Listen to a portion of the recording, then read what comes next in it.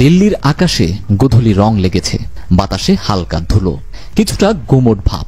বসন্তের এই সন্ধ্যা যেন অন্যরকম নিস্তব্ধ, তবুও ভেতরে ভেতরে অস্থির। ভারতের রাজধানীর দুই প্রান্তে দুজন হাঁটছেন। একজন নরেন্দ্র মোদী ভারতীয় প্রধানমন্ত্রীর বাসভবনের ছাদে পায়চারি করছেন, অন্যজন শেখ হাসিনা অজ্ঞাত কোনো এক বাড়ির বারান্দায় দাঁড়িয়ে আছেন। দূর থেকে মনে হবে দুজন দুই ভিন্ন জগতে আছেন, কিন্তু বাস্তবতা হলো দুজনের চিন্তা একই, বাংলাদেশকে কিভাবে অস্থিতিশীল করা যায়। বিকেলের মেঘের ছায়া ধীরে ধীরে ঢেকে ফেলছে আকাশ। রোদ আর অন্ধকারের এই লুকোচুরি খেলার মাঝেই যেন নেমে আসছে এক নতুন ঝড়। রাজনীতির গোপন অলিগলিতে নতুন এক ষড়যন্ত্রের জন্ম হচ্ছে। এই ষড়যন্ত্রের শিকার হতে যাচ্ছে বাংলাদেশ। এতদিন যা ছিল আলোচনার টেবিলে সীমাবদ্ধ, তা এবার উঠে এসেছে ভারতীয় সামরিক মহলের মুখে। ভারতীয় লেফটেন্যান্ট জেনারেল অভয় কৃষ্ণা খোলাখুলিভাবে যা বললেন তা যেন বহু পুরনো সন্দেহকে সত্যে পরিণত করল। ভারত বিচ্ছিন্নতাবাদীদের সঙ্গে সুসম্পর্ক বজায় রেখে বাংলাদেশকে অস্থিতিশীল করতে চাইছে, সেটাই এখন দিনের আলোর মতো স্পষ্ট। অভয় কৃষ্ণা এক নিবন্ধে লিখেছেন, ভারত কৌশলগতভাবে উত্তর পূর্ব ভারতের বিচ্ছিন্নতাবাদীদের সঙ্গে সম্পর্ক রেখে মায়ানমারে প্রভাব বিস্তার করছে। সেই একই ছক তারা প্রয়োগ করতে পারে বাংলাদেশেও।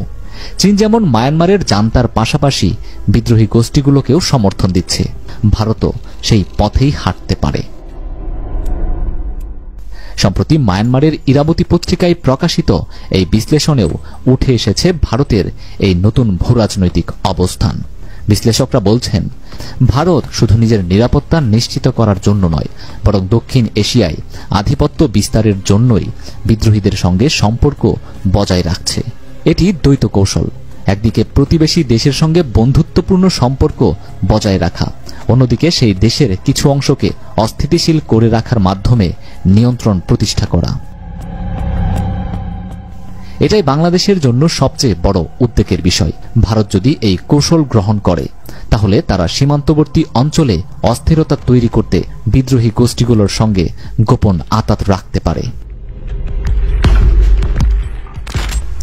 গত কয়েক দশকে ভারত উত্তর পূর্বাঞ্চলের বিদ্রোহীদের নিয়ন্ত্রণের চেষ্টা করেছে, কিন্তু যখনই বাংলাদেশ ভারতের সম্পর্কের টানাপোড়েন দেখা দেয়, তখনই এই বিদ্রোহীরা হঠাৎ করে শক্তিশালী হয়ে ওঠে।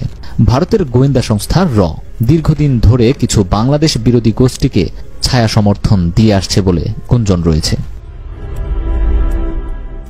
অভয় কৃষ্ণার বক্তব্যের পর এটা প্রায় নিশ্চিত, ভারত শুধু চীনকে ঠেকানোর জন্য নয়, বরং নিজের স্বার্থেও এই অঞ্চলের রাজনীতির নিয়ন্ত্রণের চেষ্টা চালাচ্ছে। বিশ্লেষকরা বলছেন, ভারতের এই নীতি শুধু সামরিক নয়, অর্থনৈতিক দিক থেকেও প্রভাব বিস্তার করছে।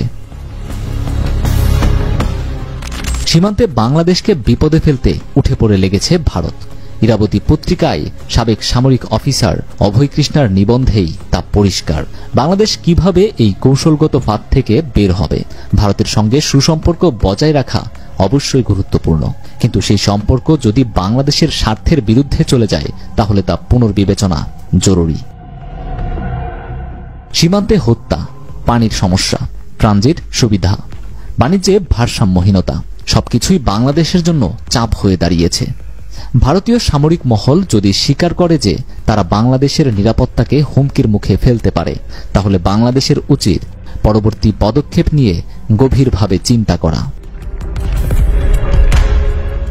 বিশেষজ্ঞদের মতে, বাংলাদেশকে এখন স্বনির্ভর সামরিক ও কৌশলগত নীতি গ্রহণ করতে হবে, কূটনৈতিক প্রচেষ্টা আরও জোরদার করতে হবে এবং আন্তর্জাতিক মহলে ভারতের এই নীতির বিষয়টি উত্থাপন করতে হবে। চীন ও রাশিয়ার সঙ্গে সামরিক সহযোগিতা বাড়ানো যেতে পারে, যাতে ভারতের একক আধিপত্য বাংলাদেশের ওপর চাপ সৃষ্টি করতে না পারে। রাত গভীর হচ্ছে, দিল্লির বাতাসে হালকা শীতলতা ছড়িয়ে পড়েছে। মোদি চায়ের কাপ হাতে নিয়ে জানালার পাশে দাঁড়িয়ে দূরের অন্ধকারে কি যেন খুঁজছেন। শেখ হাসিনাও বারান্দায় নিস্তব্ধ আকাশের দিকে তাকিয়ে, যেন দুই ভিন্ন দুনিয়ায়, অথচ এক সুতায় বাঁধা একটাই ভাবনা, পরবর্তী পদক্ষেপ কি। অন্যদিকে বাংলাদেশের পার্বত্য এলাকায় প্রস্তুত তার দেশপ্রেমিক সেনা ও সীমান্তরক্ষী বাহিনী, সদা সর্বদা সজাগ। ষড়যন্ত্রটা কি এপাশে আদৌ ঢুকতে পারবে?